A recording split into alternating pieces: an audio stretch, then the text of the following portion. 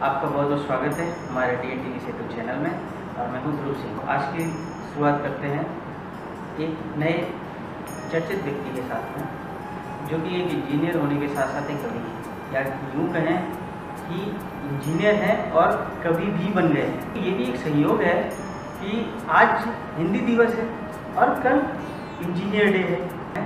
वो हैं मिस्टर रतनदीप, जो कि बहुत ही चर्चित कवि हैं और बहुत अच्छी अच्छी कविताएं लिखते हैं। उनकी एक दो कविताएं आप सुनेंगे, बहुत ही मनमोहक कविताएं हैं उनकी, दिल को छूने वाली हैं। तो आज हम उनसे बात करेंगे और उनकी इस इंजीनियर से कवि बनने की यात्रा को हम सुनेंगे।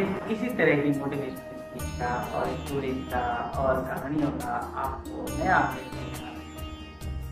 और नए अपडेट के लिए तो पहले आपको सब्सक्राइब करना पड़ेगा और साथ में बेल आइकन। बहुत बहुत धन्यवाद। तो अब अपनी कहानी की शुरुआत करते हैं। नमस्कार, मेरा नाम रतनदीप कुमार है।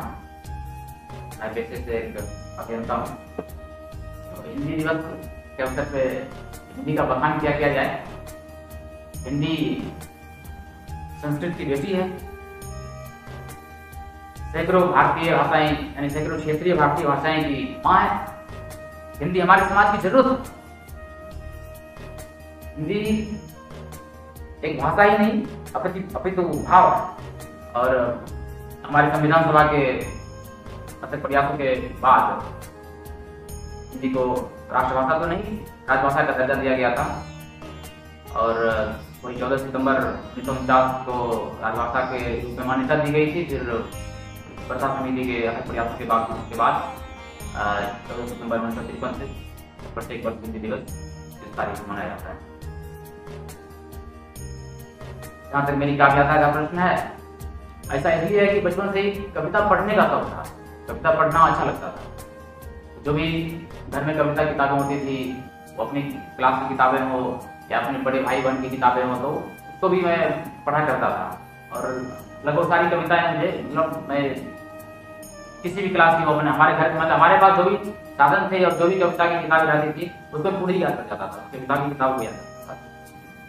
जैसे हमारे पास कुछ किताबें पढ़ी हुई है, मेरे पास मधुशाला की किताबें, पूरी मधुशाला मुझे याद है। कविता मतलब लिखता हूँ, लेकिन वही है कि ज़्यादा समय नहीं मिल पाता है। ज़्यादा समय मिलने पर ही लिख पाता हूँ। और चूंकि मेरा शौक है, कविता को लिखने के लिए स्वच्छंद मस्तिष्क का होना बहुत जरूरी है। कविता लिखना मुश्किल भी नहीं है, उतना आसान भी नहीं है।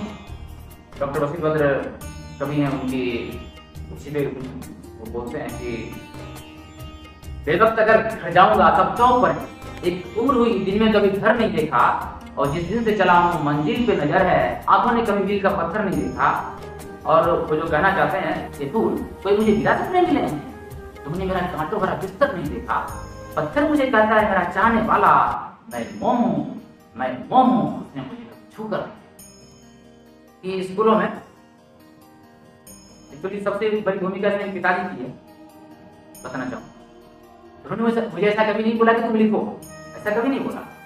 लेकिन पिताजी का ये था कि जब कभी कोई स्कूल में प्रोग्राम होता था, जैसे भाषण का प्रोग्राम हो, भाषण का कार्यक्रम किसी मौके पे 26 जनवरी 15 अगस्त या कोई और मौके पे, तो वो भाषण लिख के दिया करते। और उनके भाषण लिखने का तरीका ये होता था कि एक पेज भाषण लिखे, आधा पेज लिखे, उसमें फिर 4 लाइन उसी कॉन्टेक्स्ट में उसी संदर्भ में वो लगा दिए कविता की, फिर कुछ लिखे फिर लगा दिए। तो भाषण को बहुत अप्रिशिएट किया जाता था। और मैं जहाँ जहाँ भाषण देता था, जिला स्तर तक की बात कर रहा हूँ, तो मैं वो वहाँ पे फर्स्ट हो गया था। तो पुरस्कार में जीता करता। उसमें जो लाइनें जोड़ते थे वो क्या मतलब दोहा छंद टाइप के जोड़ते थे? 4 लाइन कहीं 2 लाइन, जहाँ जो रेलिवेंट होता था जो है। तो एक बार है कि उसी क्लास की बात है कि पिताजी घर पे नहीं थे, चाहे जॉब करते थे, पिताजी घर पे नहीं थे। और एक प्रोग्राम हो गया स्कूल में, और वो प्रखंड स्तर का ब्लॉक स्तर का प्रोग्राम था। तो जो हमारे जो शिक्षक थे, उनका मुझे नाम मैं बताना चाहूँगा, श्री रामानंद सर थे, श्री रामानंद जी। तो मुझे बुलाए कि बेटा ये प्रोग्राम है, पिताजी को बोलना, अच्छा भाषण लिख के दे देंगे। और वो हिंदी के टीचर थे, खास बात है वो हिंदी के टीचर थे। मैं आपको ये बोला कि जरूरी नहीं है कि जो हिंदी पढ़ाते हैं या कोई हिंदी के लेक्चरर भी मान लो आप, भले ही PhD करके रखे हैं, लेकिन सारे हिंदी के लेक्चर तो कविता नहीं लिख सकते। या नहीं लिखते? नहीं, ये तो मनोभाव तो है। ये क्या मनोभाव है, तो वही मैं बोलता हूँ। तो उनकी उसमें कोई इतनी ये नहीं थी, मतलब पकड़ नहीं थी लिखने कि वो अच्छा लिख पाए या लिख पाए।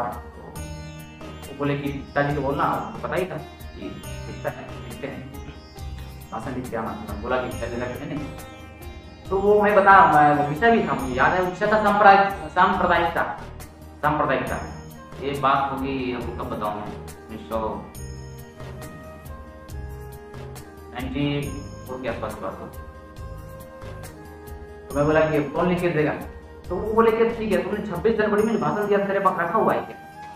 ऐसे उन्होंने बोला। टीचर थे वो, तो भाषण स्कूल में थे, स्कूल प्रोग्राम होता था, सुनते ही थे। मैं बोला वो तो रखा हुआ है, कॉपी में लिखी रखी हुई थी, 26 जनवरी में ऑलरेडी डिलीवर कर चुका था उसको। बोले ठीक है, वो भाषण लेके आना, मैं बता दूंगा उसमें क्या लगाना है, क्या हटाना। क्योंकि वो भाषण जो पिताजी लिखते थे, इतना डाइवर्सिफाइड होता था ना कि बस कुछ मौके के लिए कुछ तब उसमें आपको मिलेंगे कि मतलब, लेकिन एक अलग दृष्टिकोण। तो उनका भाषण में वो दृष्टिकोण चलता था। तो भाषण में ले गया और संक्षेप में करता हूँ। तो उसी भाषण को मैं कुछ चीजें को हटा के, जो गणतंत्र दिवस से संबंधित हटा के, और उस भाषण को पूरा दे दिया और मैं समाधान प्राप्त कर लिया। तो उसमें क्या है ना, जो कुछ एडिशन और डिलीशन करना था, तो सर ने बोला ले आना। सर ने कुछ खास मदद नहीं की। तो मैं खुद ही अपने स्तर पे सोचा, या कुछ और उस टाइम पे उतनी क्षमता नहीं थी कि मैं अपना से कुछ लिखता, लेकिन मैं उसको कैसे किया जाना चाहिए मैं उसको किया। पिताजी आए, उनको दिखाया, पिताजी बहुत पसंद हुई। तब से पिताजी ने भाषण लिखना मेरा बंद कर दिया। उसके बाद जो भी प्रोग्राम होते थे, भाषण मैं खुद ही लिखता था।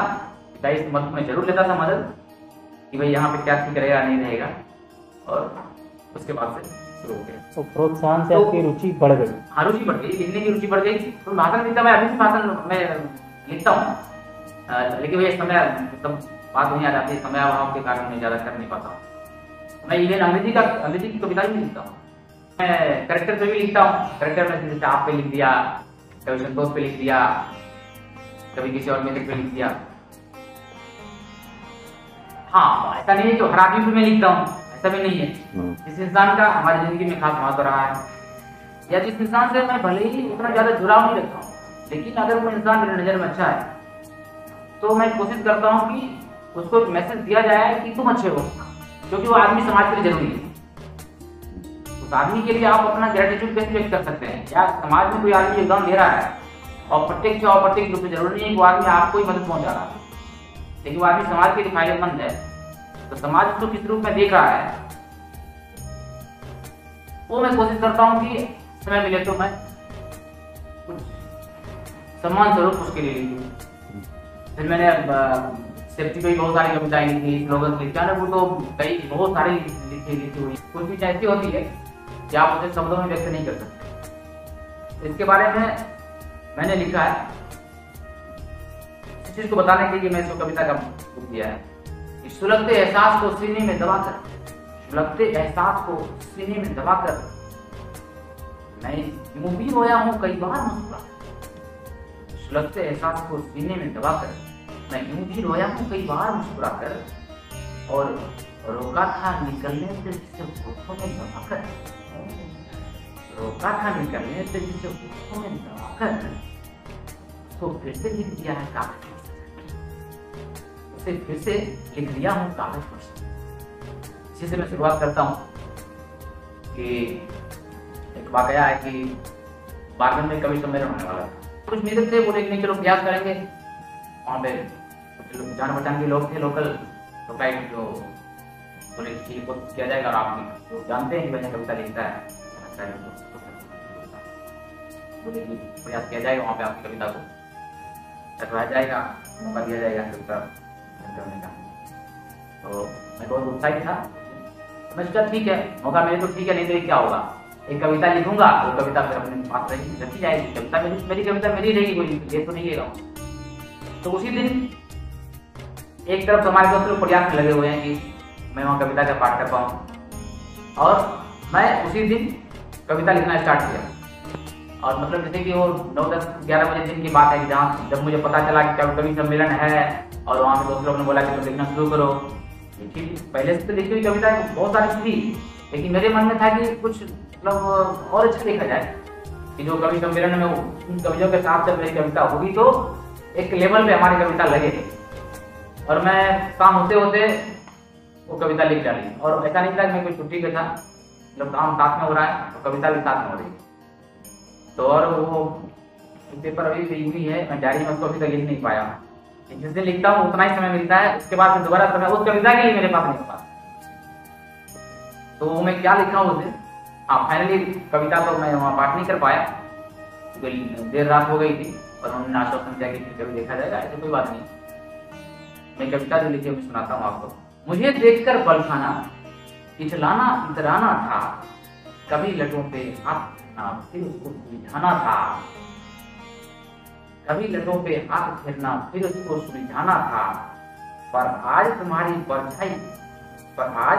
परछाई को भी मुझसे इनकार हुआ, तुम्हारे बीच जो कुछ न था सारा वही तुम्हारी छाया थी या कोई और रूप छलावा था? क्या प्यास तुम्हारे अधरों पर नहीं मुझे देख कर आया था? जितनी चंचल तू पहले थी अब भी उतनी ही लगती है, हर को हासिल कितना है तुम्हें अब सूरत किसी और की अच्छी लगती है। संशय मुझे तनिक नहीं तुम हवा बसंती आई थी, कर पतझड़ मेरे पैरों को अपनी रूप चुराई थी। बेजुबानी ये पहली थी तुम्हारी बहुत विचित्र, और मैं बैठा सोच रहा था पर दूंगा पूरा मंच,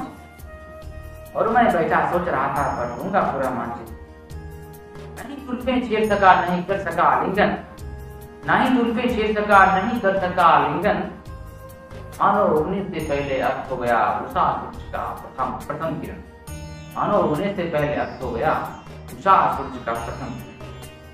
खुशबू लेने भेजा था, कह हवा को जाने तेरे तीर, ठहर गया हो जैसे चलते चलते मन सके। अंधेरों को पीठ पर उठाना पड़ता है, इस तरह से रोशनी को लाना पड़ता है। और इतना आसान नहीं है नीलकंठ हो जाना,